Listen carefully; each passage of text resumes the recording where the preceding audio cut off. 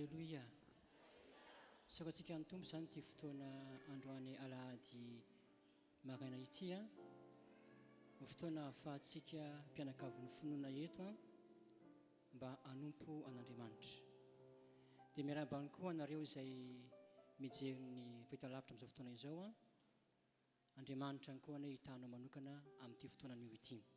Hitehaka antsika ho an'i Jesosy tompo.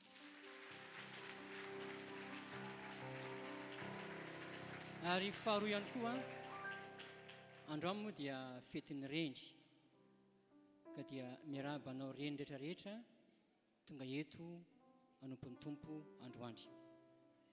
Hoy izahay hoe Andriamanitra ne hanome izay rehetra iren'ny fonao, ahatanteraka izay voafaritra ho anjaranao ane Andriamanitra. Ary tsy ho very maina ty fotoana ity satria ny antony fotoana misy an'Andriamanitra. Eto ny tompontsika amin'izao fotoana izao, minohy izany ianao. Tsy hita masika fotsiny izy, fa eto izy. Eto izy mahita anao, eto izy mahafantatra anao. Eto ilay zanak'olona micomprendre anao eto amin'izao fotoana izao. Eto ihany koa ilay zanak'Andriamanitra hameno ny banga eo aminao amin'ny maha-Andriamanitra azy. Hitehaka antsika ho an'i Jesosy. Orakoraka be ho an'i Jesosy. Halleluia. Ndoa hitsangantsika hivavaka amin'izao fotoana izao ametraka am-bavaka ty fotoana ity mba ho fotoana izay tena atsapatsika ny famanginy tompotsika manokana izany. Andriamanitra, misaotra anao izay amin'ity fotoana ity, ho fotoana izay nomenao anay tompo, ahafahanay manompo anao, ahafahanay manome voninahitra ny anaranao masin'Andriamanitra.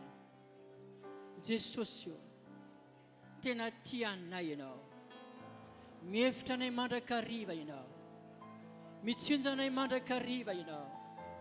Tombonandro avy aminao Andriamanitra izao fahavelomanay izao. Ianao no manome anay aina sy fofonay. Tombonandro havelomana avy aminao ny zavatra rehetra iananay ankehitriny Jesosy. Tonga eto izay tompo mba hanome voninahitra anao Andriamanitra. Jesosy, hankalaza anao iravoravo eto anatrehanao amin'izao fotoana maraina izao. Jesosy, aoka ho tsapanay manokana zany fa manginao izany Andriamanitra. Ho fotoam-pivavahana, ho ankasitranao tompo izao fotoam-pivavahana ataony androany izao Andriamanitra. Jesosy malala, tahio ny hira fiderana, tahio ny teninao izay omenao anay amin'ity alahady ity. Tahio ihany koa tompony vavaka sy fandre rehefa avy eo Andriamanitra. Jesosy ho tahaka ny didika azy mampofona daholo izany tompo malala ka mankasitrahana eo anatrehanao Andriamanitra. Namana izay mbola sy tonga tompo dia tahio ny dian'izay Andriamanitra, mba ho afaingana izay ny tompo malala hanompo an'Andriamanitra eto amin'ny toerana ity androany, amin'ny anaran'i Jesosy tompo misaotra raiko. Alleluia, amen. Afaka mipetrakantsika. Ka mialohan'ny ahafahantsika hideran'ny tompo dia misy teny anankiray izay ho vakiana amintsika vetivetika ao amin'ny Hebreo toko 12 andiny 7. Hebreo toko 12 andiny 7. Ny voasokatra ao. Hebreo 12:28. Koa satria mandray fanjakana tsy azo ampirorona isika, dia aoka tsika anana fahasoavana hoentsika manompo an'Andriamanitra amin'ny fanajana sy ny fahatahoana. Fankasitran'Andriamanitra izany, satria Andriamanitra dia Andriamanitra afo mandevana. Noho izany anio zany nitakin'ny tompo amintsika raha nompo azy isika androany, ka tonga ilay heriny izay antsoina hoe afo mandevana, ka andevina ny fahavalonao rehetra izay atahoanao io dia manompo azy ianao amin'ny fanajana sy amin'ny fahatahoana. Amen. Izany dia loatsika zany hanompon'ny tompo androany amin'ny fonao manontolo, aoka tsy amina fombafomba no entsika manompo an'Andriamanitra eto androany, fa tena amin'ny fonao manontolo misy fofen'ny fitiavana an' Jesosy dia ambarako aminao fa amin'ity androany ity tsy misy olona eto ka hoe nafiasatra ny fony ka mbola mitondra zany mody izy, fa kosa izy fitanana feno meny tompo antsika izany teka atsika ho an Jesosy mandrosoana reto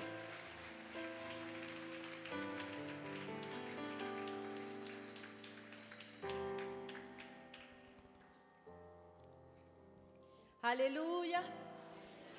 Dia faly miarabantsika rehetra indray izay tonga eto amin'ity toerana androany anompo an'Andriamanitra mifahasoavan'Andriamanitra ny eo aminao tokoa androany miaraba ihany koa antsika rehetra izay manaraka an'izao fanompo-pivavahana izao any mitokantrano misy anao tsirairay avy any ny fiadanan'ny tompo aminao ihany koa mamela koa ianareo androany arahabantsika reny mpianakaviana rehetra androany satria androntsika ny anio dia hoy aho aminao androany hoe ho ataon'Andriamanitra tahaka ny Estera ane ianao ho avan'Andriamanitra ao anatin'ny maro ianao ary ho tonga fitahiana ho an'ny hafa ianao dia avy amin'ny alalanao koa androany no amonjena ny hafa amonjena ny ankonanao amonjena ny fianakavianao amonjena ny olom-patatrao rehetra satria ianao androany dia vehivavy voatokana vehivavy no fidian'Andriamanitra manokana ndao tsika hite tanana mafy ho an'ny tompo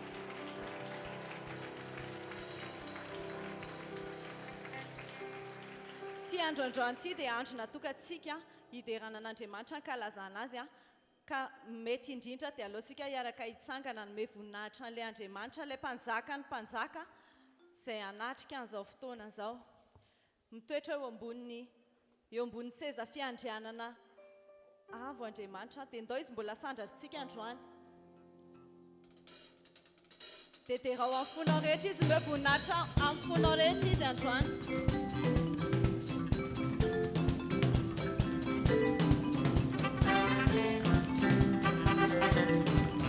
voninahitra amin'ny alalan'ny jizy androany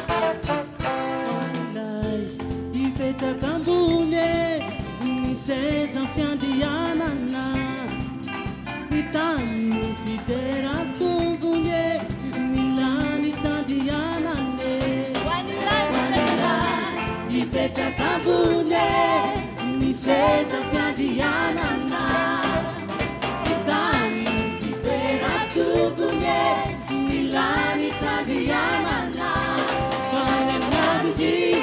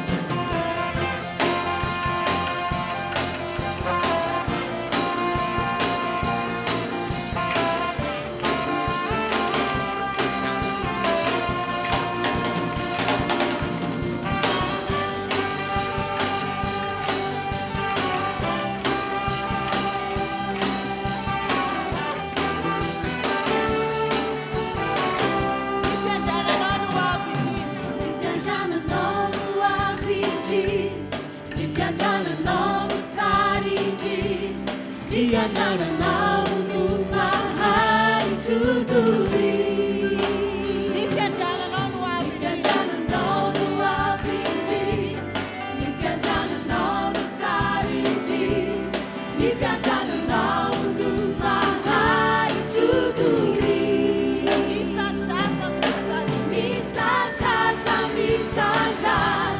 misandrata tokoa misandrata minha bonitidana misandrata misandrata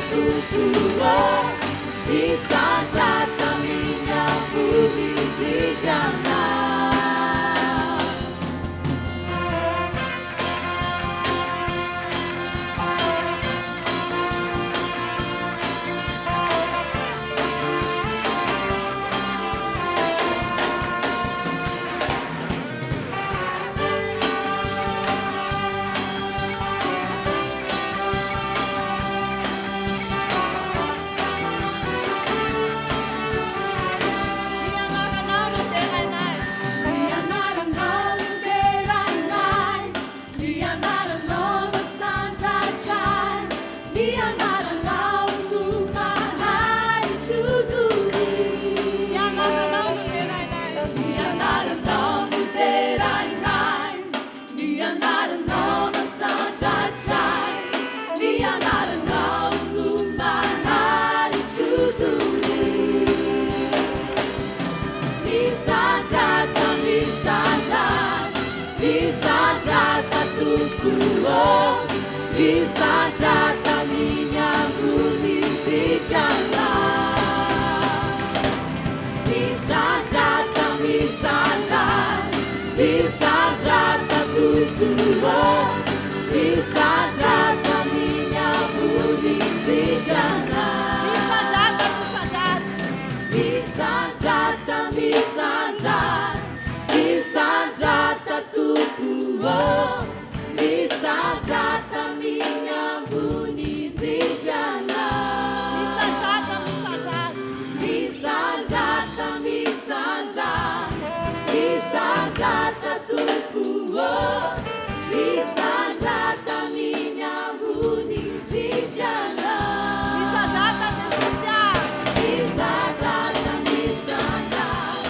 misandrata tokoa misandrata minha bonitidana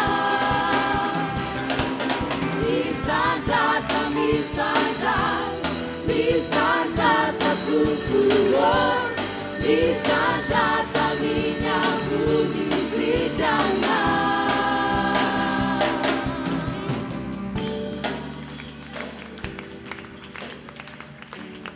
Alleluia. Avy petraka Andriamanitra fa midina ambany izy mijery anao. Mifantoha aminy ianao androany. Akipio masony nofonao fa eto izy. Manorina ny fiandriananao anatin'ny fonao izy androany. Tendaontsika mbola ho asandratsika amin'ny ambony indrindra ihany izy androany. Na ny lanitra ara dia mitory ny voninahitr'Andriamanitra. Na zao zavatra rehetra hita amin'ny masontsika izao ara dia mitory ny voninahitr'Andriamanitra. Maika fa ianao izay olona nofijiny. Olona izay tena efa hoe namboarina, nalainy tao anatiny, efa tao anatin'ny lavaka ianao no nosotomina. Aoka ianao ihany koa akeo anatrehan'ny fahalehibiazany androany.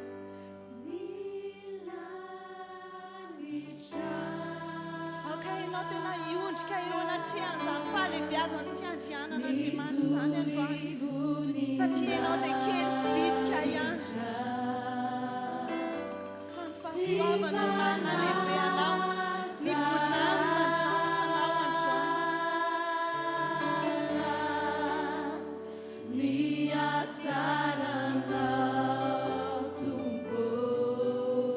lanitra mitory voninahitra.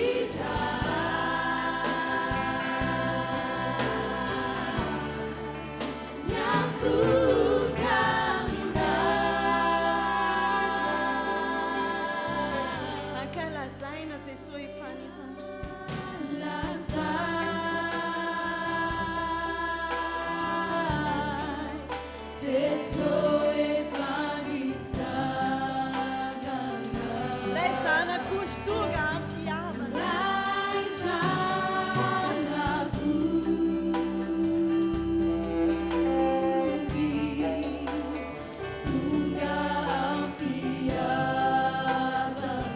ankalazaina Jesosy efa nitsanga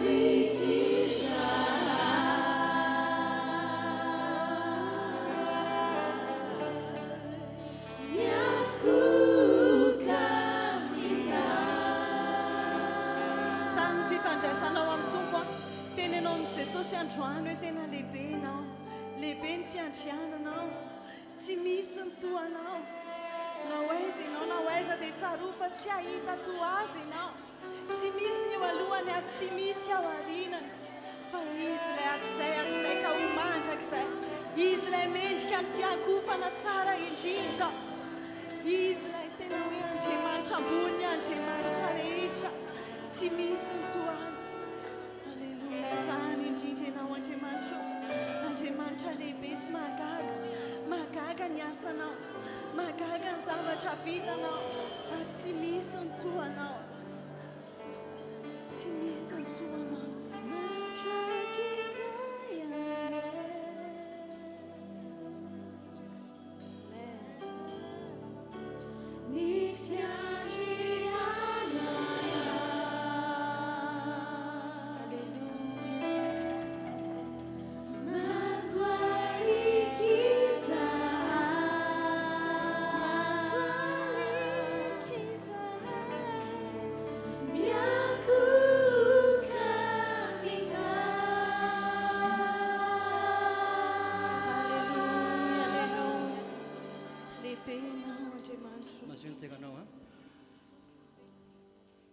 Antsika ny tompo izay raha fidiranan'Andriamanitra izay sao dia nokana fotoantsika hivavahana indray ankehitriny hanolotra ny fotsika ho an'ny tompo isika amin'izao fotoana izao. Fantary fa Andriamanitra tompontsika io dia Andriamanitra mahita ny ao am-po tsy miloaka ny rehetra eo amin'ny fiainantsika izy. izy no antsoina hoe Andriamanitra mahalala ny zavatra rehetra. Tsy misy olombelona ety ambonin'ny tany afaka manafitoetra ka tsy ho hitan'Andriamanitra, fa manerana ny tany sy ny lanitra izy. Noho izany androany aokanao anana fo mangetahentana azy, anana fo torotoro sy fanahy manetry teny. Isaia 57:15 asika vakina izay ten'Andriamanitra izay. 57:15 Isaia zao ny voasokatra amin'ny vavantsika zany. Isaia 57:16 15 fa zao lazain'ny ray avo sy manerinnerina izay monina mandrakizay masina no anarany. Ao amin'ny fitoerana avo sy masina no honenako, ary ao amin'ny fo torotoro sy ny manetry teny. Mba hanao inona ao izy? Mba amelombelona ny fanahy manetry tena sy amelombelona ny fony torotoro fo. Ny tantsika androany raha nompon'ny tompo eto isika dia isika andray famelombelomana avy an-danitra. Asiho amena mafo an' Jesosy. Tsy ho tonga eo amintsika mihitsy izany raha tsy manana ny fo torotoro sy fanahy manetry tena io isika. Ny fo torotoro tsy inona akory fa lay fo vato nivadika fo nofo, ary ny fanahy masina ihany afaka manao an'izany amin'ny fiainantsika. Hitanao zany zava-dehibe ny tenentinao amin'Andriamanitra androany. Noho izany dia meo an'ny tompo ny fonao amin'izao fotoana izao. Hoy ny Baiboly manao hoe anaka atoloria ny fonao. Ny fontsika io tsy haintsika ny mitsabo azy io, fa Andriamanitra irery ihany no mahay manasitrana ny fonao, mahatonga anao manana fo madio, fo vaovao, fo mendrika ny olona ho any an-danitra. Noho izany dia hivavaka antsika ankehitriny dia mivavaha amin'ny fonao manontolo ianao. Manao ny tokantrano any, mivavaha amin'ny fonao manontolo ianao. Ho tsapana anatin'ny vavaka ataonao androany fa hisy herin'Andriamanitra hamangy anao amin'ity fotoana ity. Ka ho tsapanao izany hoe manompo an'Andriamanitra izany, manompo an'Andriamanitra misy fitahiana, misy fandresena, misy fanambinana, misy fahasoavana, misy fanasitranana. Izany manompo an'Andriamanitra. Hitehaka antsika ho an'i Jesosy Tompo. Ndao antsika hivavaka amin'izao fotoana izao hipetrahana antsika ny mivavaka zany. Vavaha amin'ny fonao manontolo.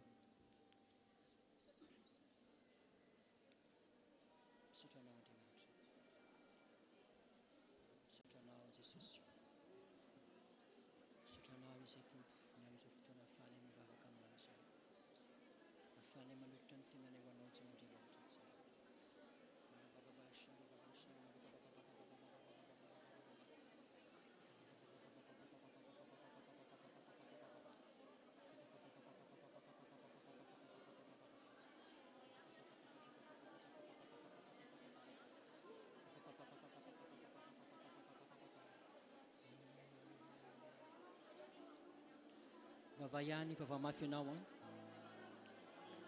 vava mafy ianao dia apetrao amin'ny tompon'ny fonao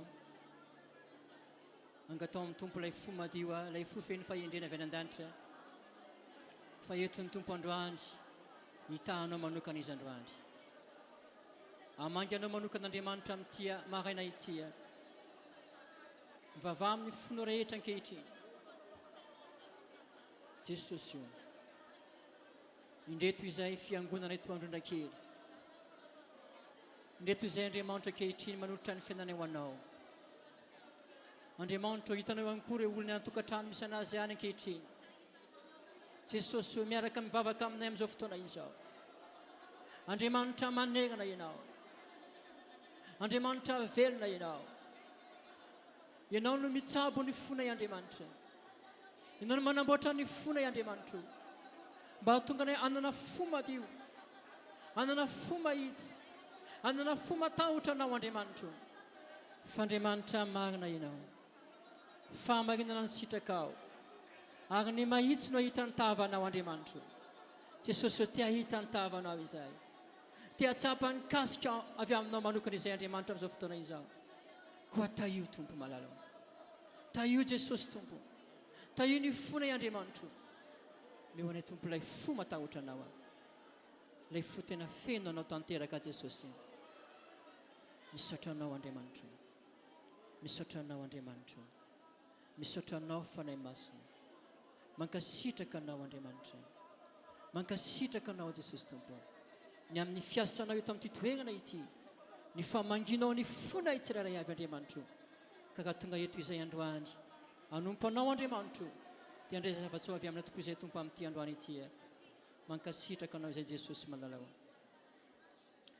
Atolotra eo anao Andriamanitra ny dera sy ny laza sy ny voninahitra maritra mandrakizay amin'ny anaran'i Jesosy.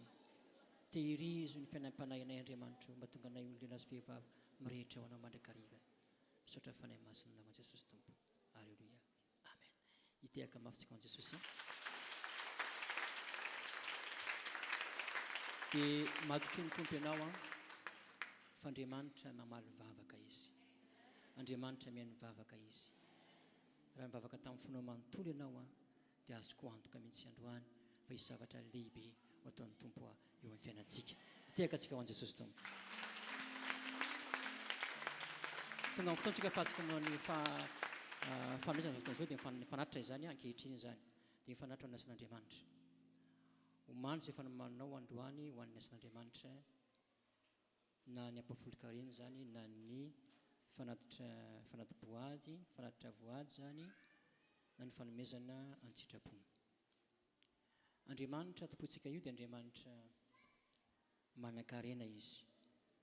Tsy hoe mitady ny arenanao izy akory, fa kosa mitaky fankatoavana avy aminao Andriamanitra.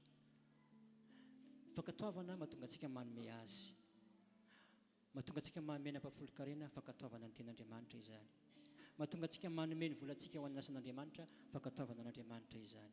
Hoe amintsika manao hoe Andriamanitra mpanan-karena. Andriamanitra tsy hoe mitady vola amintsika Andriamanitra, fa Andriamanitra kosa te hitahantsika izy. Ary ny fomba ahafahany mitahantsika dia isika mankatoa azy, mankatoa ny teniny. Noho izany dia homano zany izay rehetra efa any aminao any ankehitriny, efa nomanao an'ny tompo, ento amin'ny mpifaliana, ento amin'ny mpitsikitsikina, eto amin'ny piraviravona, eto amin'ny mpitiavana, ary eto tsy amin'ny fanerena akory, fa kosa naiponao tanteraka mihitsy entinao manome ho an'Andriamanitra. Isika hivavaka ho an'izay fanatitra izay. Jesosy io, tonga amin'ny fotoana izay ahafahanay manao ny fanatitra ho anao, dia nivokatry ny fonay Andriamanitra, hoentinay anohanana ny asanao Andriamanitra. Jesosy io, taio tompo izao fanatitra izao, taio Andriamanitra, mba ho fanatitra tena ho ankasitranao tokoa Andriamanitra. Jesosy malalao, ianao hiasa manokana ny fiainan'ny kristianina tsirairay avy Andriamanitra, ka izay omenina ianao anio Andriamanitra, dia ny teninao dia marina tompo, dia manome ho anay ihany koa ianao Andriamanitra. Mankasitraka anao Jesosy malalao, koa taio tompo izao fanatitra ataonay izao Andriamanitra, mba tena ho fanatitra ho ankasitranao tokoa Andriamanitra tsara ianao. Amin'ny anaran'i Jesosy tompo, misaotra raiky malalao. Alleluia. Amen. Dia etsika zany ny fanatitra rehetrarehetra, ny ampafolon-karena zany ataontsika aty aloha aty, iry zany dia iry ny anankiray, dia koa ny fanatitra ny sitrapo zany, tatazana zany izy, natao zany dia misy ny ilay fideranan'Andriamanitra irantsika manao zany amin'izao fotoana izao. Alleluia.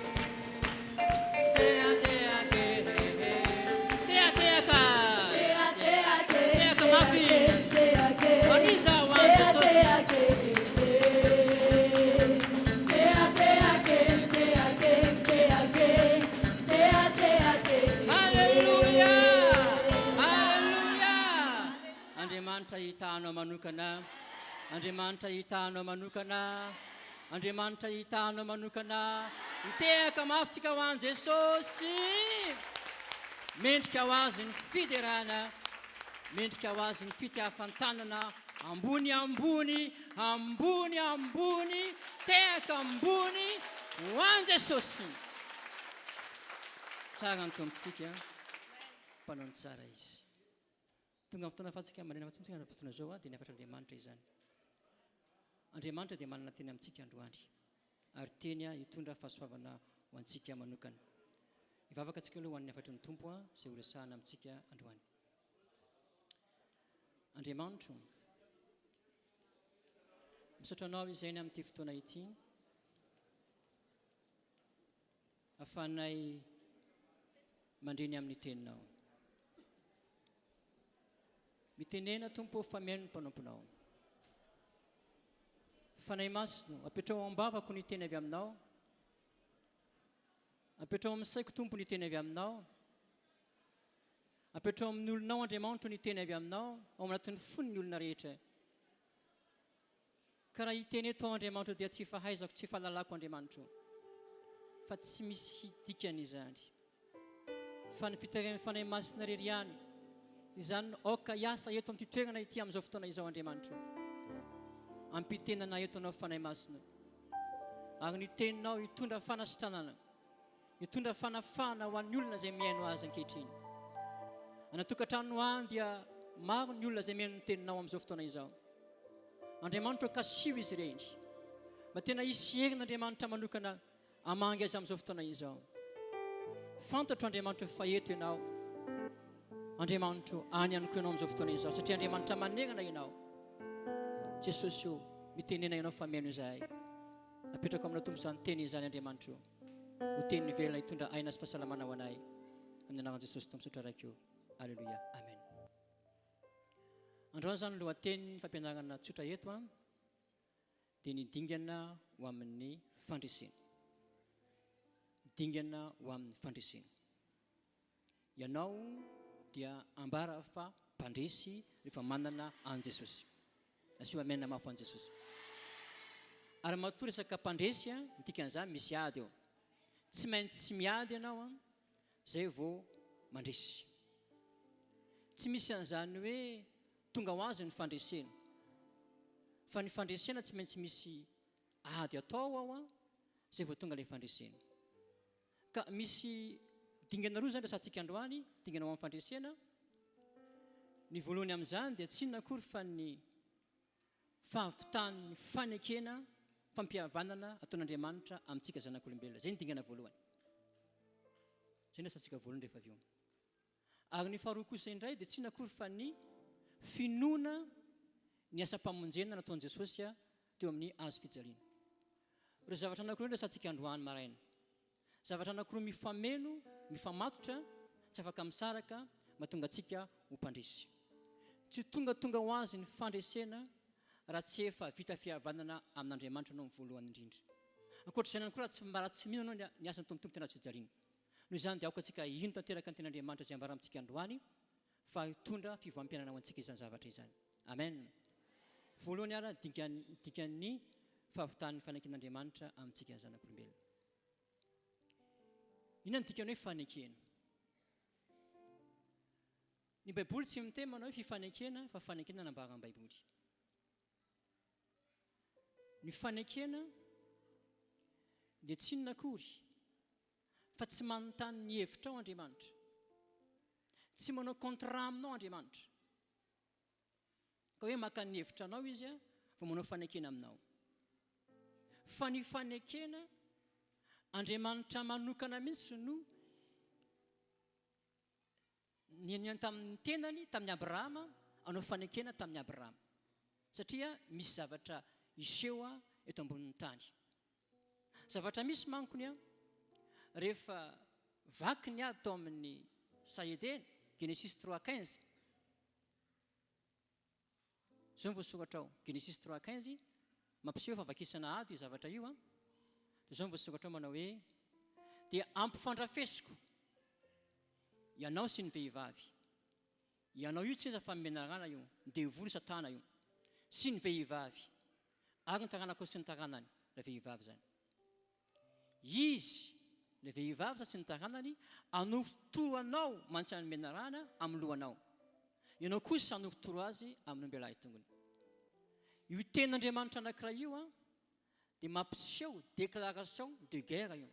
Zany hoe famakina ady io. Raha vao nanota Adama sy Eva dia io Andriamanitra manao hoe amin'ny andro izay anotanao hinananao ny voankazo voarara dia ho faty tokoa ianao. Vokatr'izany dia nivoaka ny déclaration de guerre satria ny antony lasa tratra ny ozona i Adama sy Eva nanomboka tamin'ny fotoana io. Ary ny ozona tsy hoe avy amin'ny devoly akory fa ny ozona Andriamanitra no manao azy. Andriamanitra koa manafaka azy. Andriamanitra manao azy, Andriamanitra manafaka azy. Noho izany sarobidy izany ten'Andriamanitra androany ahafahantsika mamantatra izany resaka ilay hoe fanekena izany sy ny resaka ilay hoe ozona sy ny fomba ahafahantsika miaina amin'ny fiainam-pandresena amintsika manompo an'Andriamanitra ankehitriny. Tiaka antsika ho an'i Jesosy tao. Ny fanompoana an'Andriamanitra izany dia ady ara-panahy. Ary matoa atao hoe fanekena resaka alliance ilay izy, dikan'ny alliance izany dia resaka terme fampiasana resaka ady ny resaka hoe alliance. Toka misy firenena anankiray izany miady amina firenena anankiray dia tsy maintsy mitady izy ilay firenena malemy zany mitady fanampiana amin'ny firenena matanjaka anankiray anampy azy amin'ilay ady izay ataony. Ka amin'izay fotoana izay raha toa ka mandresy ilay firenena malemy a, tsy hoe noho ny amin'ny egny tena fa koa noho ilay fanampiany ilay firenena matanjaka mahatonga anazy nandresy. Ohatra izany koa amin'ny fanompoana ny tompo. Rehefa vita fanekena amin'Andriamanitra ianao, dia Andriamanitra mivantana mihitsy izany no miady ny adinao. Ny devoly a efa mihinana azy io fahefana io, anorotoro antsika amin'ny ombelahy tongotra antsika izay ilay ady izay. Fa kosa rehefa miaraka amin'Andriamanitra ianao, Andriamanitra no manao fanekena aminao, Andriamanitra milaza fa izy no rainao, ianao kosa dia ambara fa zanany aty ambonin'ny tany, dia manana antoka ianao fa tsy ho resy izany mihitsy a na oviana na oviana. Tsy ho resy izany mihitsy a na oviana na oviana. Na inona ady atrehanao, na inona olana nalovanao io ka lasa nabavy, aza matahotra, aza manafa, tsy haresy anao io, tsy haresy anao io. Ny fahavalontsika rehetra dia efa torotoro any ambany faladiantsika izany. Amen. Hoy ny soratra masina eo manao hoe ny vehivavy sisy sy ny taranany. Ny vehivavy égale ny fiangonana. Ny taranany égale Jesosy ny taranaky ny vehivavy. Jesosy taranaky Maria Virgine. Anorotoro any devoly eo amin'ny lohany. Izany hoe eo amin'ilay lohany devoly mihitsy izany. Loha izany mampiseho resaka saina izany. Mampiseho resaka tahaka ny hoe saina izany, loha izany, potika izany, torotoro izany. Satria Andriamanitra mahery no vita fanekena aminao. Amen. Noho izany ako antsika toko tanteraka mihitsy ny amin'ny fiarahantsika amin'Andriamanitra io. Ankoatra ihany koa, Andriamanitra dia nanao fanekena tamin'ny Abrahama rehefa nanaiky Abrahama io tokamoniny. Genesis 12:1. Genesis 12:1. Rehefa nanaiky Abrahama ny ten'Andriamanitra hoe mandehana miala amin'ny taninao sy ny havanao ary ny tranondrainao, itokamonina ny dikan'izany, akany amin'ny tany izay asehoko anao, dia hahatonga anao ho firenena lehibe aho, sady hita sy ahalehibe ny anaranao ary fitahiana tokoa ianao. Amen. Tsy maintsy nanaiky aloha i Abrahama ny tenin'Andriamanitra izay niteny taminy manao hoe mandehana ianao ry Abrahama mitokamonina, miala amin'ny tany indrainao, miala amin'ny tranony indrainao, miala amin'ny havanao, mitokamonina, dia any anao fanekena aminao ao. Toy izany koa ny fiangonana. Ny dikany hoe fiangonana dia vondron'olona nandray an'i Jesosy Kristy, izao sy anao izany. Nomen'Andriamanitra ny fahafahana na ihany koa no hamasin'Andriamanitra mba hahatonga antsika hanana fiainana miavaka, fiainana tsy mifangaro intsony amin'izao tontolo izao, izay nantsona hoe fiangonana. Amin'izay fotoana izay dia manao fanekena aminao Andriamanitra, ary amin'ity anio ity dia raisy izany faneken'Andriamanitra aminao izany. Amen. Izay ilay voalohany. Faharoa, ho jerevantsika hoe misy karazany roa ny fanekena. Misy ny fanekena fahiny, misy ny fanekena vaovao. Ny fanekena fahiny, ny fanekena vaovao dia matoa ny tompo, matoa ny Baiboly tsy miraza fanekena fahatelo, satria ny antony tsy misy tsony ny fanekena fahatelo. Noho izany tsy mitombina hoe fanekena faharoa, fanekena vaovao ny filaza azy. Ary matoa misy ny vaovao dia satria tsy naomby ny voalohany. Tsy naomby ilay voalohany, matoa misy ny vaovao. Ilay vehivavy ao amin'ny Jona 9:9, tratra nijangajanga dia nofeheziny ny fanekena voalohany iny, na ny fanekena tranainy iny. Zavatra nisy rehefa nijangajanga raha vehivavy dia novelarin'ny olona ny didy lalàn'i Mosesy. Navoaka ny artikla anankiray amin'ny lalàn'i Mosesy manao hoe izay vehivavy tratra nijangajanga ambody omby dia tsy maintsy toram-bato. Narangarangany ny ten'Andriamanitra iny. Dia lasa ry olona be dia be ireo fampitaona niaraka tamina vato andeha hitoraka amono faty andra vehivavy. Tsisy fitsarana intsofa tonga dia fitsaram-bahoaka ilay izy. Miaraka amina vato olona marobe amono andra vehivavy. Fa saingy izao nentina keo amin'i Jesosy aloha ilay vehivavy.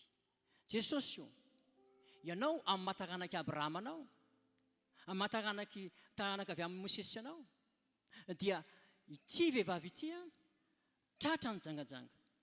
Noho izany dia hotoraham-bato izy araky ny artikla zao ao anatin'ity lalàna Mosesy ity. Ka ahoana ny hevitra ao Jesosy io? Ny tompo nganina mihevitra be dia be. Ny tompo tsy niteny hoe diso zany, fa marina zany ny tompo. Fa saingy kosa aleo asiana fandaminana ilay izy. Ka zao ny fandaminana ataontsika amin'ilay izy izay aminareo rehetrarehetra ireo ka mbola tsy nalota no aoka hitora-bato azy voalohany. Jesosy io endrika n'ilay fanekena vaovao io. Ary io ilay fanekena vaovao io.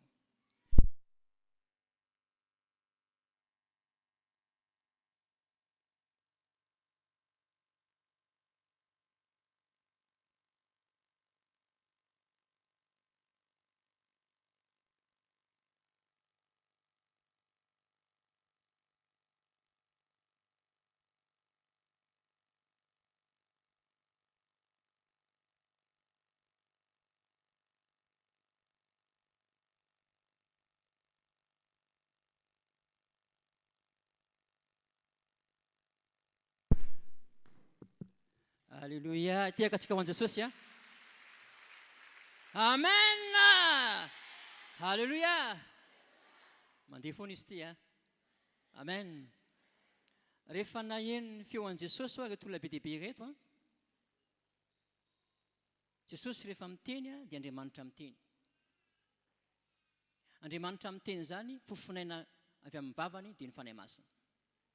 Dia rehefa miteny Jesosy dia nanindrona ny foniny rehetrarehetra ny fanahy masina ka nampiaiky ny olona rehetra hoe mpanota izy. Dia farany dia niala tsikelikely izy menakavy. Tsisy nijanona na dia iray azy. Raha matoa amin'io, raha vehivavy amin'io tanondrika izy. Ho faty eo zany, ho faty eo zany. Dia eny nidoboka n'ilay vato, doboka koa ny fony maty azy zany. Tsisy tsony olona teo. Dia mitompo tamanao raha vehivavy mitraka amin'izay ianao izy. Dia nitraka raha vehivavy. Dia sy nitompo tamanao hoe nisy nanameloko anao va? Dia izao ny temanao hoe tsy nisy tompoko. Toy izay ilay fanekena vaovao. Izao koa tsy mba manameloko anao. Iteka atsika ho an'i Jesosy toy. Halleluja. Halleluja. Ilay fanekena voalohany hoe amintsika dia fanekena mifono valifaty. Fa ny fanekena vaovao tsy bazany mihitsy. Fanekena tsara lavitra ny fanekena vaovao. Ary matoa misy ny vaovao dia satria tsy nahomby ilay taloha. Ny fisehoan'ny fanekena voalohany dia toy izao. Ny famorana ny tena lehibe indrindra mikasika ny fanekena voalohany. Tsy maintsy misy ny rahalatsaka ary ny famorana no endrika isehoan'izany rahalatsaka izany teo amin'ny zazalahy jiosy tamin'izany fotoana izany. Genesis 17 andininy faha-efatra ambin'ny folo vaketsika amin'n'an'i Jesosy Tompo ahafahantsika mamantatra hoe manao ity fanekena fahiny ity. Izao ny voasokatra eto. Ary ny lehilahy tsy voafora izay tsy mbola noforana dia fongorana tsy ho amin'ny fireneny efa nivadika ny fanekeko izy. Ilay fanekena voalohany zany dia obligatoire tsy maintsy forana lehilahy jiosy rehetra izay novan'Andriamanitra fanekena. Tsy maintsy forana lehilahy jiosy rehetra. Ka raha misy lehilahy jiosy mbola tsy voafora dia tsy maintsy forana izy satria ny antony Andriamanitra tsy afaky ny amonjy azy, Andriamanitra tsy afaky ny hiaro azy, tsy afaky ny anampy anazy Andriamanitra raha sendra ady, raha sendra zavatra maro samihafa toy izany izy. Izay mahatonga ny Abrahama manokana efa antitra be izy fa tsy maintsy noforana izy. Genesis 17:24. Izao ny voasokatra ao. Rehefa 9 amby 90 taona Abrahama raha noforana izy ary efa 3 ambin'ny 10 taona Ismaela zanany raha noforana izy. Antro izay indrindra no namorana any Abrahama sy Ismaela zanany.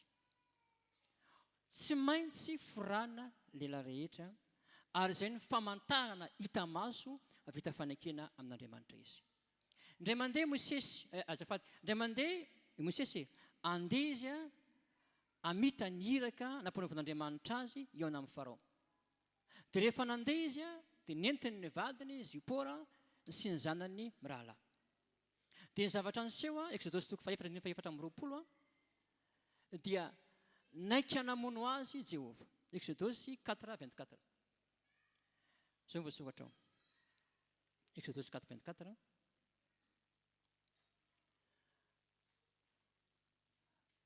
No nitany-dalana ho any amin'ny fandriam-bahiny izy dia nitsena azy Jehova ka nitady hamono azy. Nitsena ny Mosesy Jehova ka nitady hamono azy. Inona ny antony? Satria miaraka amin'ny zanan'ilay izy.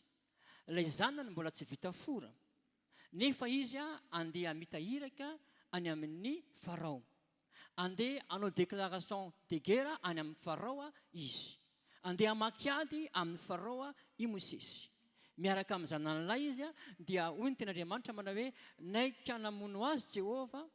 Dia ny zavatra niseho 20 dia naka fiaratra moa Baiboly fiaratra vato Zipora vady Mosesy zany ka namora ny zanany, ary izay nisorony dia natsipiny teo amin'ny ilany tongony ka hoy izy vady azoko tamin'ny fandatsahana ianao dia niala taminy izy. Niala taminy izy zany hoe Andriamanitra zany naiky hamono Mosesy.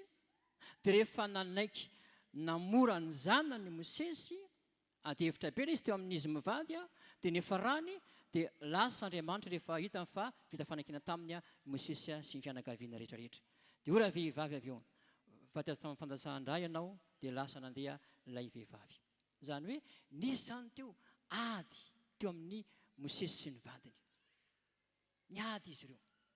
Dia fa tonga dia nalain'ny Zipora ilay fiaratra vato tonga dia nifoaina avy hatrany ny zanan'ilay dia nitsahatra ny fahatesekan'Andriamanitra teo amin'ny Mosesy. Koa io amintsika androany zava-dehibe ny hoe vita fanekena amin'Andriamanitra.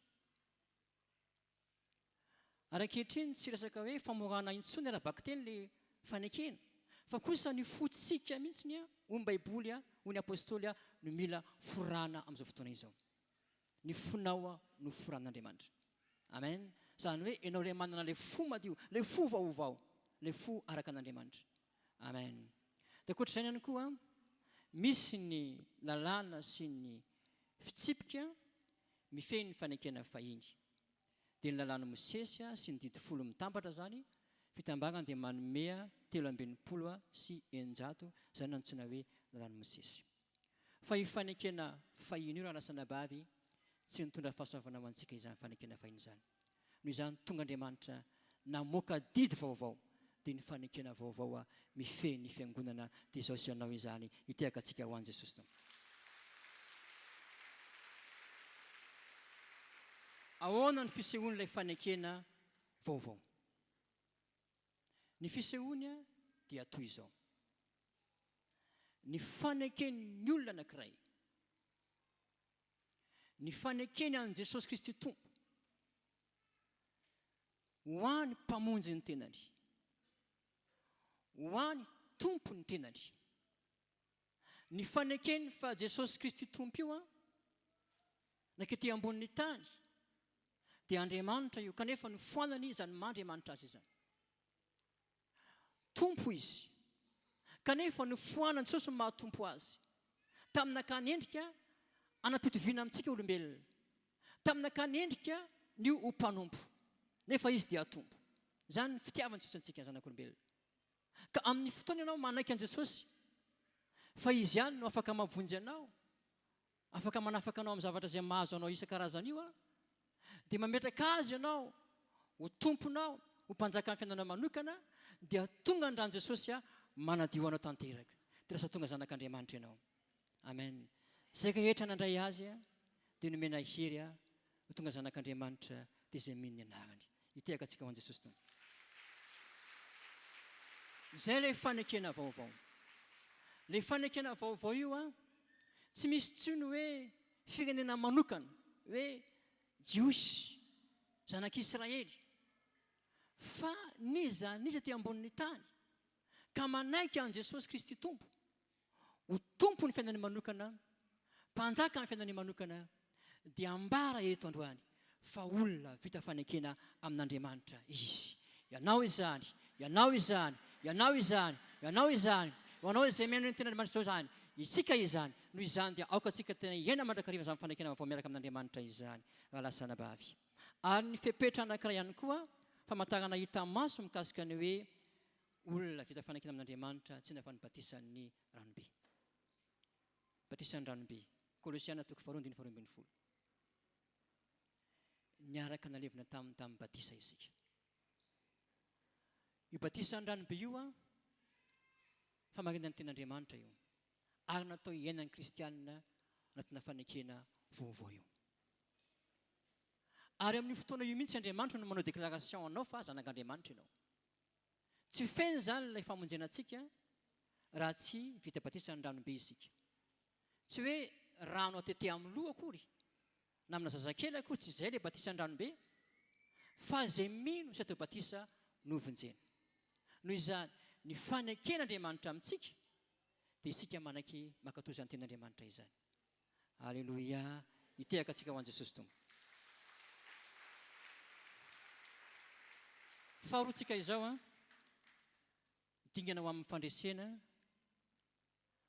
Faharoa dia ny finoanao ny asa-panavotana ataon'ny tompo tamin'ny azy fijaliana. Misy karazany roa izy io. Ny finoanao izay nataon'ny tompo anao teo amin'ny azy fijaliana.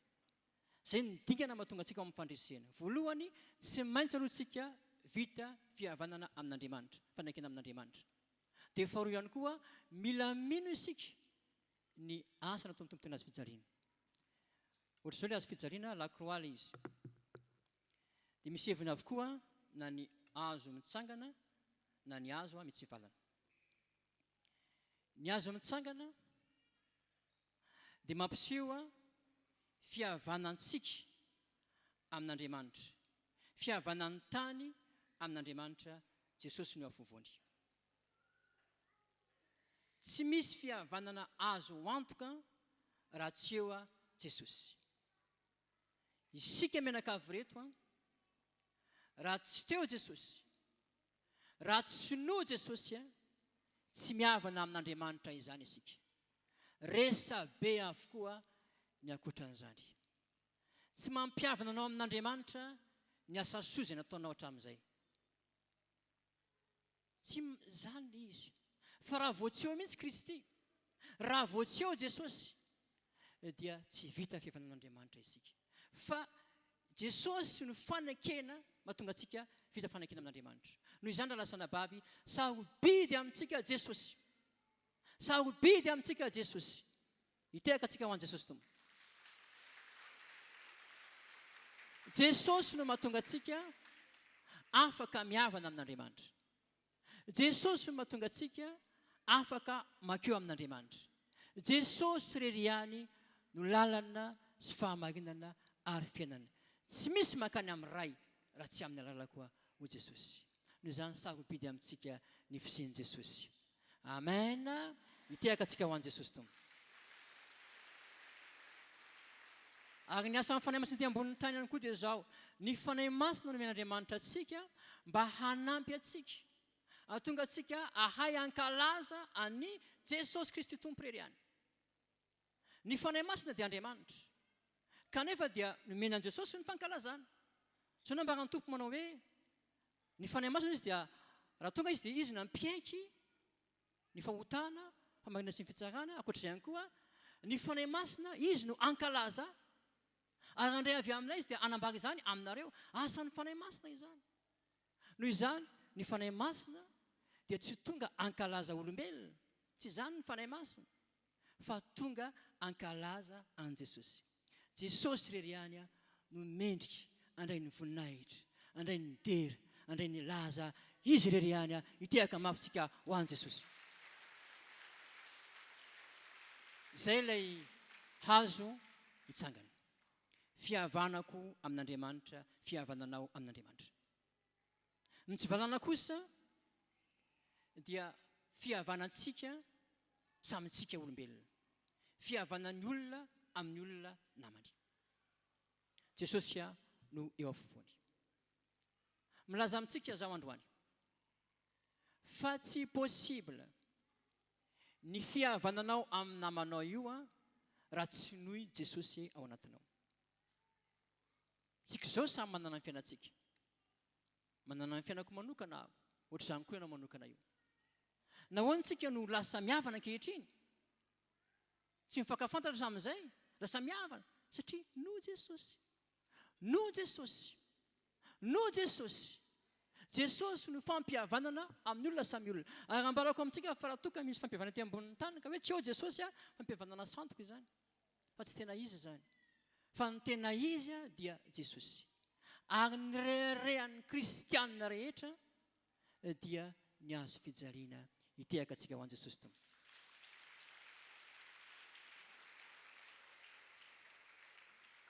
Izay no reharehantsika ny azo fijaliana Jesosy Kristy tompo. Ka fomba roa zany nisy ny fampihavanana nataon'ny Andriamanitra antsika io dia ny voalohany amin'izany tsy nakory fa mifanafanan'Andriamanitra ny herin'ny oziny. Izay ny voalohany. Dia ny faharoa ihany koa famotehana ny herin'ny Satana. Jevantsika ilay voalohany fanafanana ny herin'ny oziny. Kolosianina 2:2-7.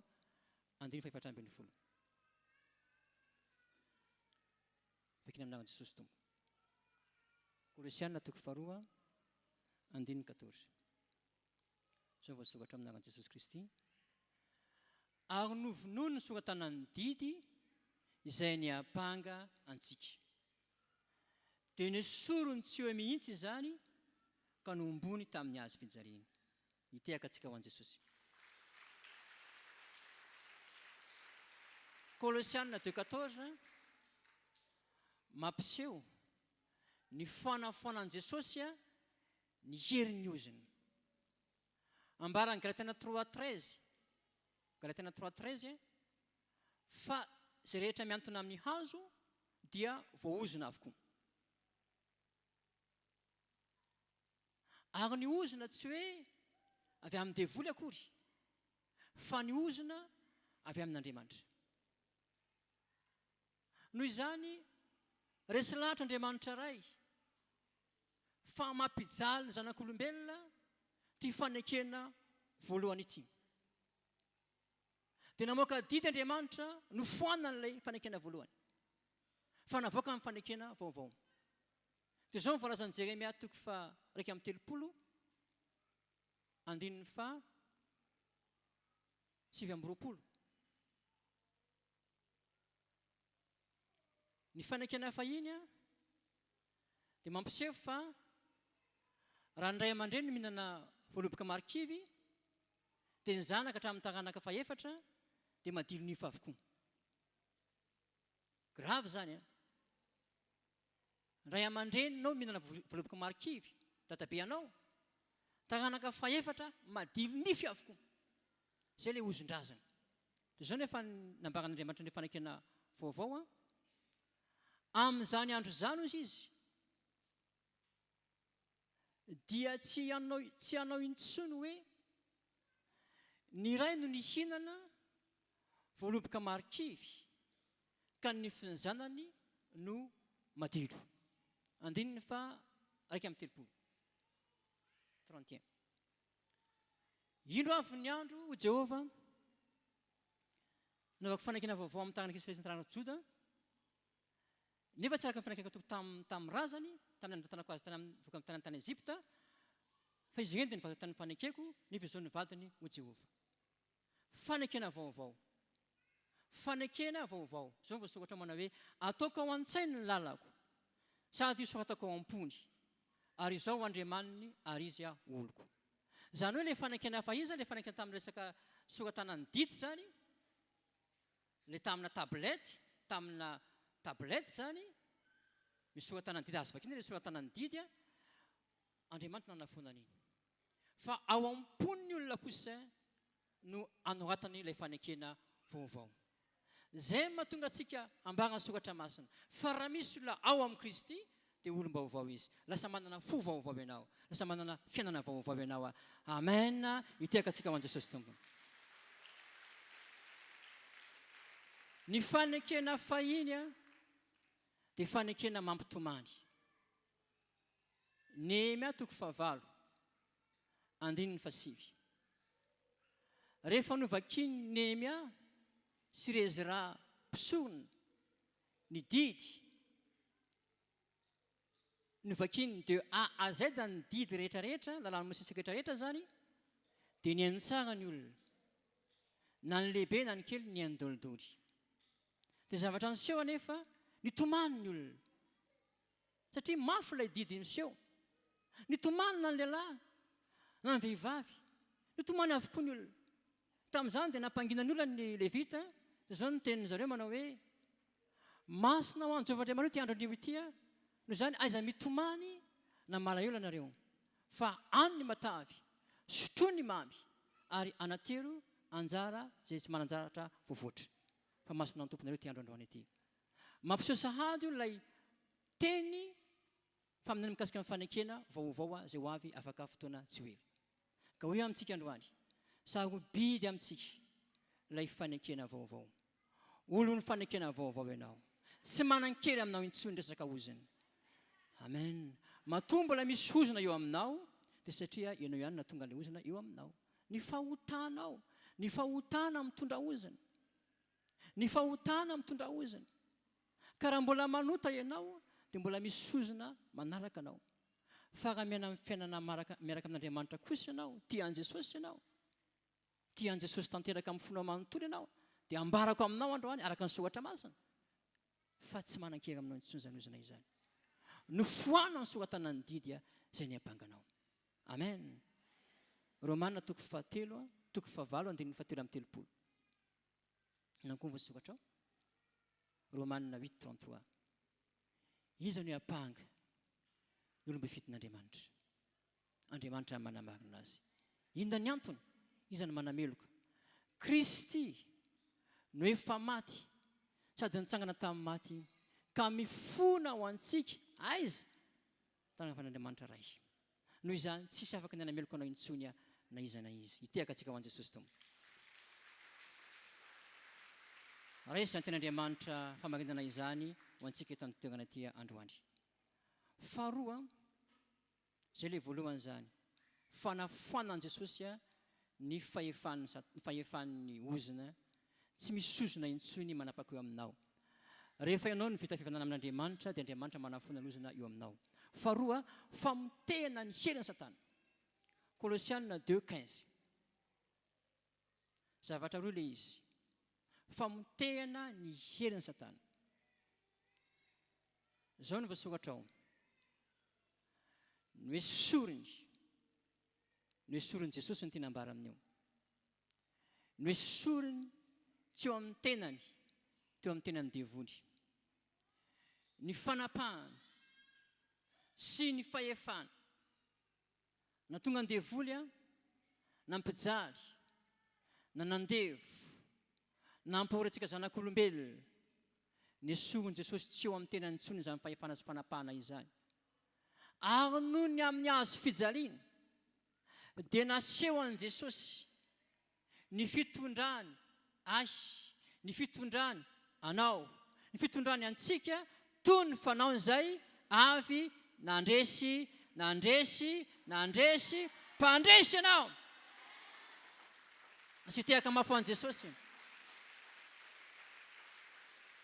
Mpandresy ianao raha lasa nabavy. Amen.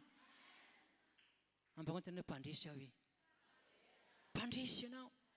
Izay matahotra tsy nanao hoe mbola resy anao ty devoly zany efa resy zany devoly zany. Devoly taka ny akola fataka io. Akola fataka zany tsy mety gisitra, tsy mety resy.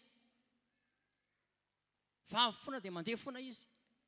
Fa amin'ny fotoana ianao tena mampiseho mahazanak'Andriamanitra anao lasa mandeha izy, lasa mitsoka izy. Amen. Amen. Mpandresy isika. Efa nofoanan'i Jesosy ny fanapahana sy ny herin'ny Satana rehetrarehetra, ary efa nasehony antsika fa isika dia mpandresy miaraka amin'ny amen. Marka toko 5:10 17 teny efa itsika tsara io tian'Andriamanitra anankiray io, ary ambarako aminao androany fa tsy misy devoly zany manana fahefanany amotika anao. Ina voasokatra ao? Famantarana manaraka izay mino hamoaka demonia amin'ny anarako izy. Ny dikan'ny demonia zany dia tsy ina koa fa ilay fanay mampahory, ilay fanay mampijary. Manana fahefana ianao amin'ny mampino anao, amin'ny maha olo mifanekena vaovao anao. Manana fahefana ianao androaka io amin'ny anaran'i Jesosy Tompo dia miala io. Amen. Ary androany amin'ity anio ity dia ro antsika zany fa ny ratsy izany. Asio tiaka mafo an'i Jesosy Tompo. Tena tsara ny tompontsika, tiantsika izy, tianao izy, mampandresy anao izy. Amen. Ankoatran'izany dia mbola napetrany ihany koa ny ten'Andriamanitra anankiray amin'ny Luka 10:9-10. Mampiseho hoe efa nomena antsika ihany koa ny fahefana anitsaka ny mainka sy ny mena rano. Halleluia. Nomena antsika ny fahefana. Fahefana omena zany tsy maintsy ampiarana, fa tsy hoe ianao nambitamby any devoly mileo devoly eo miangavy anao mba handeha, fa tsy zany ny fahefana ampiarana, fa ny fahefana tsy maintsy tserona na fanamandroaka azy. Devoly lasana mandeha nagnan'i Jesosy Tompo dia lasa mandeha. Noho izany izay mba matahotra anao mandroaka devoly. Raha zavatra misy zavatra mampahory anao amin'ny fiainanao manokana, rohainy devoly, rohainy fanahin'ny demonia rehetrarehetra, tsy anankira aminao intsony io. Fananton'Andriamanitra mpandresy isika, mpandresy aho, mpandresy ianao, hitehaka antsika ho an'i Jesosy Tompo.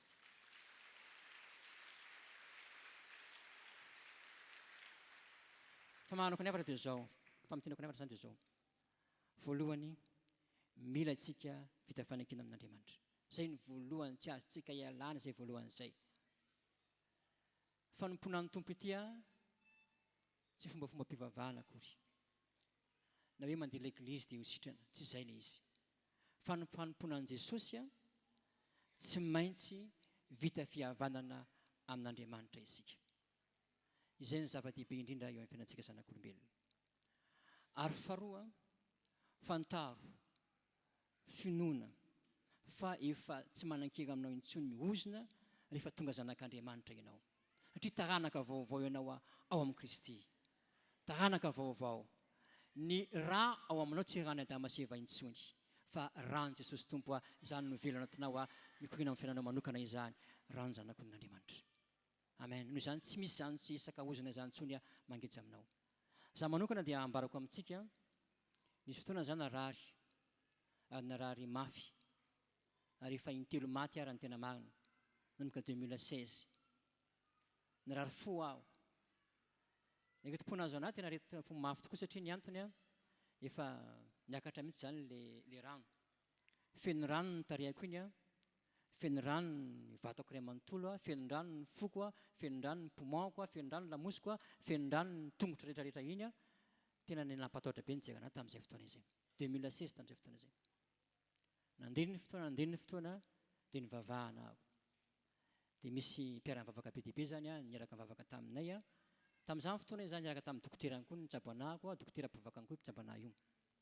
Dia zavatra niseho dia zao, tamin'ny voalohany ilay tanjaky ny foko ambany dia ambany mihitsy.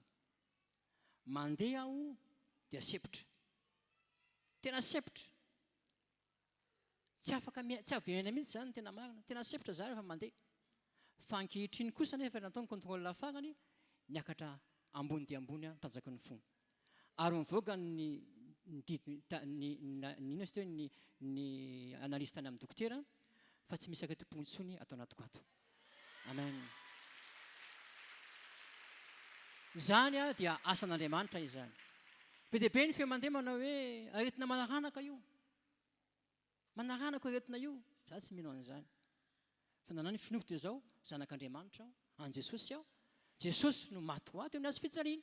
Noho izany, velona aho, sitranao, ary hanompo azy aho, anao sitrapony aho, ary mandra-pahafatoko izy rirehany no hijeroka hatramin'ny farany. Amen. Noho izany raha lasana bavy, raiso androany ny vahaolana ho anao. Tianao Jesosy. Tianao Jesosy.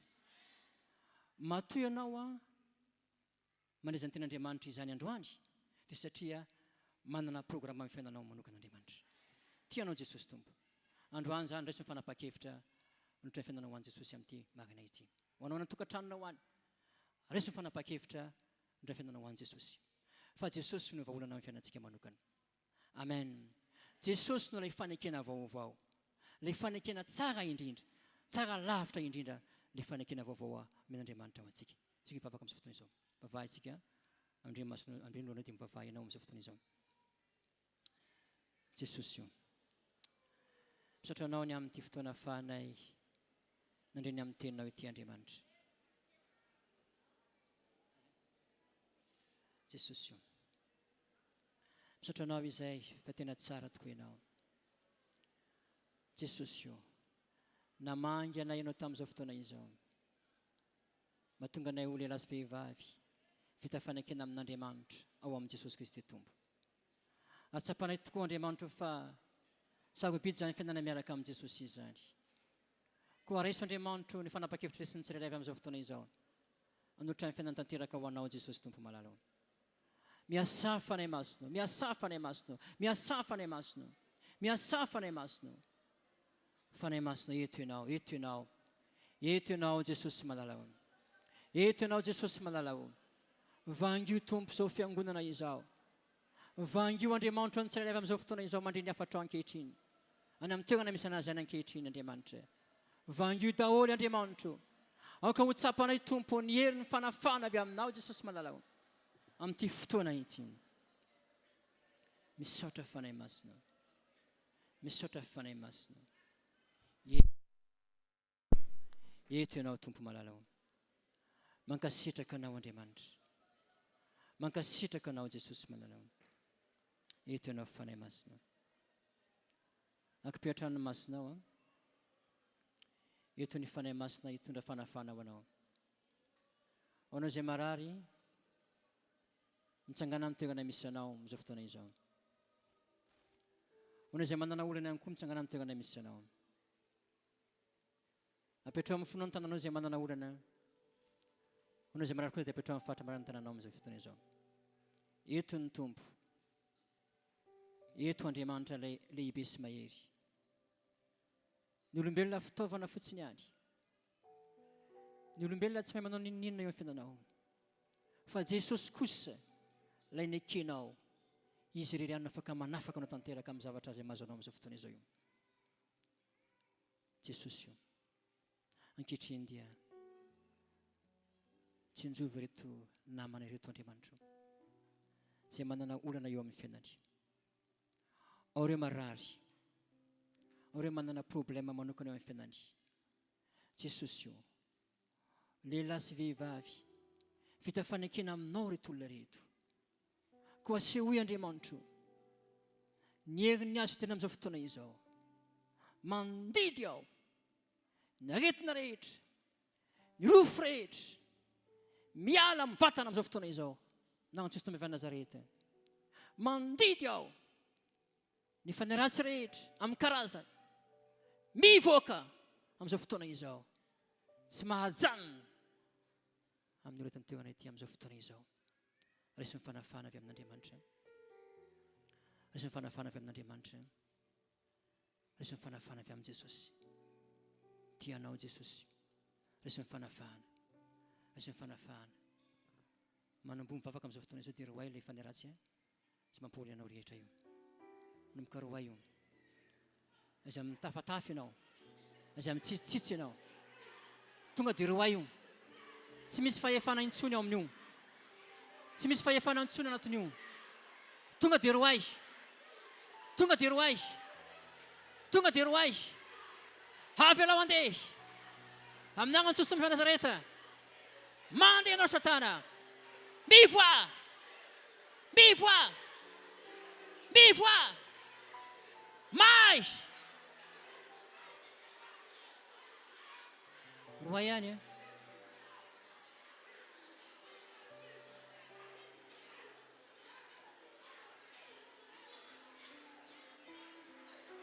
ao aminao ny fahefana iombavaonao ny fahefana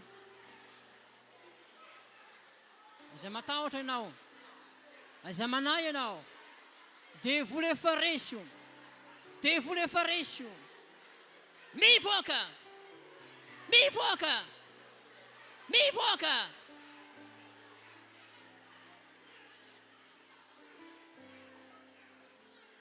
roa ihany roa ihany roa ihany roa ihany roa ihany roa ihany devoly efa resy io tsy manan-kery intsony io efa tena tamin'ny fiarovana tsy misy fiarovana intsony devoly efa resy io roay tanteraka amin'izao fotoana izao roay mais mais mais angina isika apetrao amin'ny fonao ny tananao a resy ny fanafana avy amin'ny fanahy masina Andriamanitra lehibe sy mahery afo mandevina mainy devoly resy ny fanafahana may ianao devoly aho mivoa mivoa angina mandeha mivoaka mivoa tao malaky efa resy ianao mivoaka tao malaky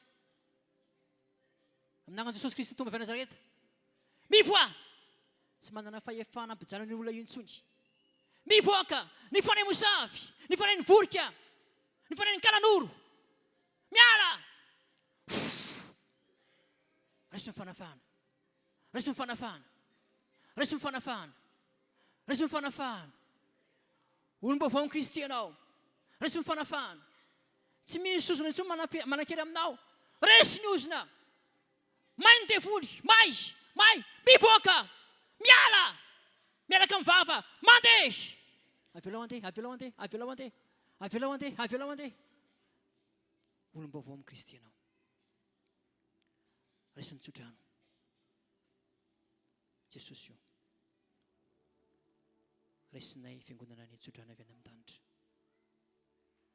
ny fanahy masina ameno tanteraka ny fiainanisam-batan'olo amin'izao fotoana izao ny fanahy masina hitondra fiainana tsara eo amin'ny fiainanisam-batan'olona resy ny fanafahana amin'izao fotoana izao resy ny fagagana resy ny fagagana lehibe avy any an-danitra fanahy masina midina eto nosotro ny fagagana amin'izao fotoana izao andrakotra ny fiainany tsirairay avy resy nosotro ny fagagana amin'izao fotoana izao no zavatra lehibe amin'ny fiainanao Andriamanitra amin'ity farany volana ity volana Mey ity dia zavatra lehibe ho ataon'Andriamanitra amin'ny fiainanao zavatra lehibe tena lehibe mihitsy a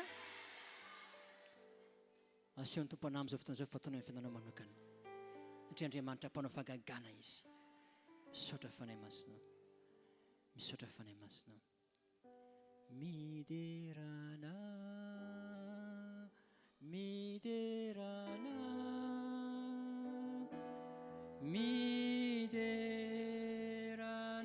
Jesosy Kristy mazony terantsika miderana miderana miderana Jesosy Kristy midera midera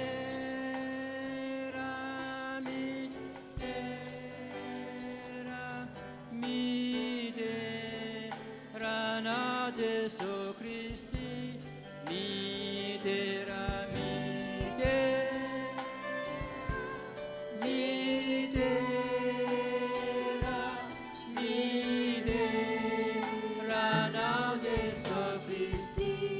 Misautranau, misautranau, misautranau, misautranau, Jesús Cristo. Misautranau, misautranau, misautranau, misautranau, Jesús Cristo. Misautranau, misautranau. Jesús. Misaotra Jesús Kristi. Misaotra, Misaotra, misaotra, misaotranao Jesús Kristi. Jesosy io sotranao izay ny amin'ny teninao izay aminanao tamin'ity fotoana ity, ny amin'ny fanafana nataonao tamin'ny fiainanay tsirairay avy Andriamanitra. Jesosy atolotra eo anao ny voninahitra rehetra nanao an Jesosy Tompo, misaotra raiky malala eo. Alleluia, amen. Hitekasika ho an Jesosy a. Alleluia. Toy izao ny filazana zany a, misy ny fizakana ny rakidehibe amin'izao fotoana izao zany a, dia zakana zany rakidehibe antsika zany. Rakidehibe zany zany antsika amin'izao fotoana izao. Rakidehibe ilay izy a, fa tsy hoe rakitra kely akory a. Ny dikan'izany dia hoe ataovy zany izay azonao atao a amin'ny fanohanana ny asan'Andriamanitra.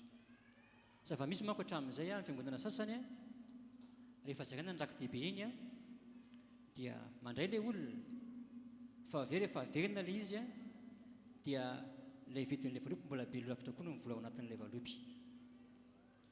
Ka ilay izy rakidehibe fa tsy rakitra kely akory eo amintsika. Dia misy ihany koa anankiray a, raha ohatra ka hoe valopy 200 ny zaraina, 300 ny zaraina, zao hoe rakidehibe a, zao hoe rakidehibe, dia miverina 50. Fa ilay ambiny a nakaiza. Tsy ka fa na amin'ny baibolyn'ilay mpino a, any mipetraka ilay rakidehibe. Fa natao averina koa nefa izy iny fa tsy hoe tehirizana trano akory. Azontsika tsara ilay izy. Noho izany dia averena zany ilay izy miaraka izay zanda metimety tokoa ao anatiny a, mba hahatonga ny asan'Andriamanitra zany a androso a amin'izao fotoana izao. Zay ny filazana voalohany. Filazana faharoa a, misy namantsika zany a, pastera namantsika zany a namoy maty zany. Dia pasteran'ny fiangonana RHEFI pastera Frank. Dia toy izao ny programa mikasika ny fandevenana. Amin'ny larabe izao zany a, amin'ny 12 no famoapaty eto am-piangonana. Dia alevina any amorona kony ambomanam-bola ny razana. Noho izany dia aoka santsika mpindratra rehetra mba samy hifanentana, hifanotrona, ampahery reo a vady amanjanaka tompola zany amin'ny alarobia avy izao. Dia misy moa zany ny fanampiana amintsika an'izy ireo a, ka any amin'ny groupe zany tsika no manao izay fanampiana izay a, hoentina manampy an'izy a mianakavy kely ireo zany izay namoy ny pastera Frank. Zay mikasika ny filazana mikasika fahafatesana iny a. Dia faharoa a, vaovao-piangonana zany. Ilazana ny chef de groupe rehetra, sy mpiandraikitra rehetra mba ho tonga hivory anio hariva amin'ny 2 ora misekoly Alahady fa misy zavatra ho dinihana maika koa tongava maro isika. Zay ny voalohany a. Dia ny faharoa a, ilazana isika tanora rehetra tam-piangonana tsy sakanavaka mba hanasika fivoriana tanora saky ny Alahady vita Fotoam-bavaka manomboka amin'ny 10 ora ny fivoriana ao amin'ny terrain de basket ny fotoana. Misy ihany koa ny fotoan-dehibe manokana atao amin'ny 18 juin ho avy izao ny tanora zany, dia mitondra ny loha-hevitra hoe ahoana no avinao. Dia manomboka amin'ny ray zany io a amin'ny 18 juin ho avy izao. Anjarantsika zany no mifanentana ireo tanora zany tonga fambalinareo eo amin'ny sehatra ny asan'Andriamanitra izany. Dia ny farany andaontsika hiarahaba ny reny rehetra androany. Sarobe dia an'Andriamanitra ny fisianareo reny. Amen. Dia hivavaka anareo zany zay amin'izao fotoana izao a, mba hahatonga an'Andriamanitra hitahy anareo manokana.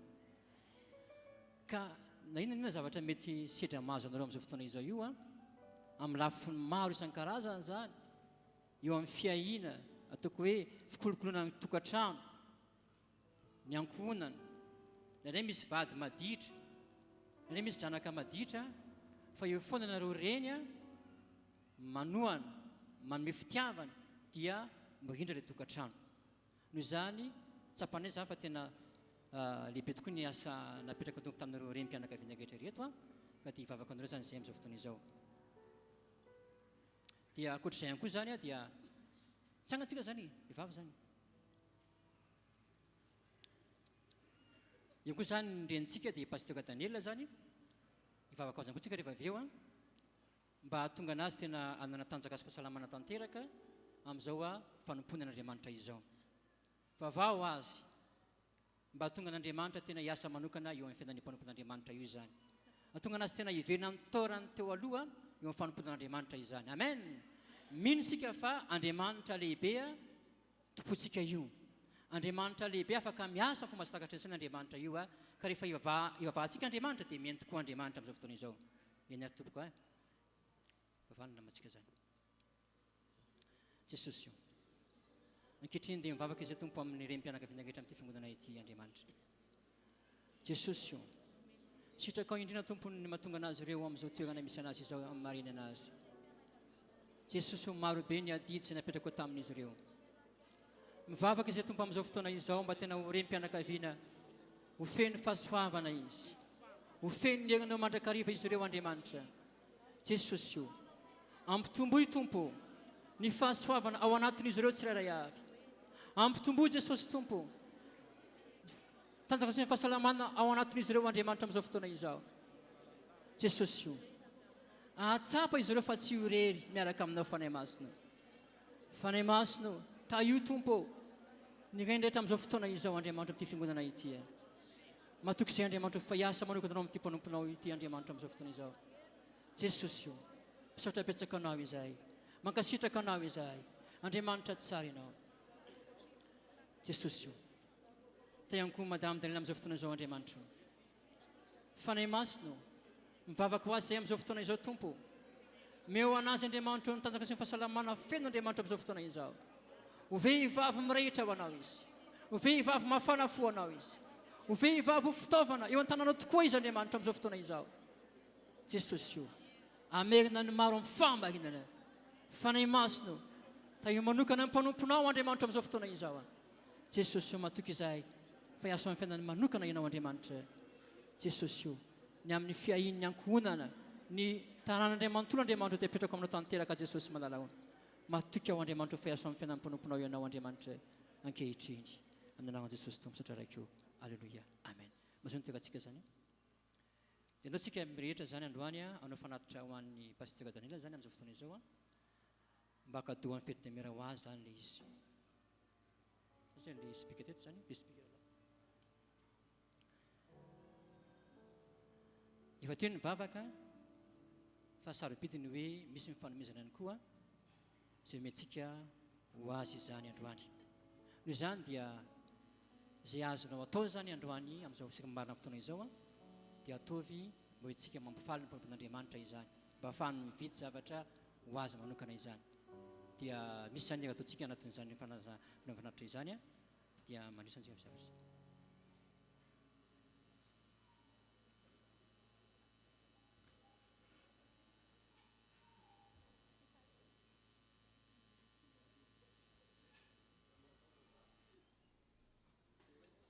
afaka mandroso avy hatrany dia ataontsika mpifaliana tokoa ty hira ity io fifaliany lanitra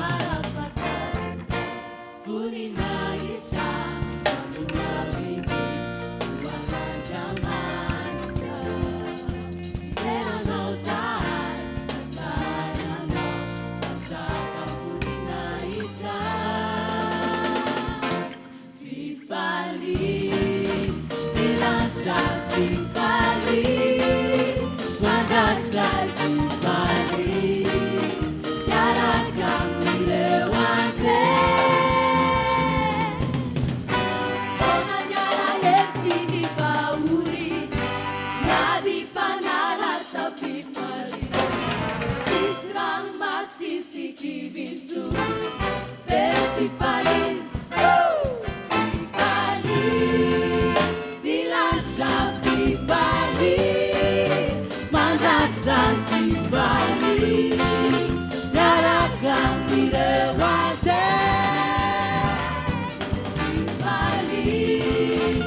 milatra fifaly mandratsay fifaly miaraka amireo azy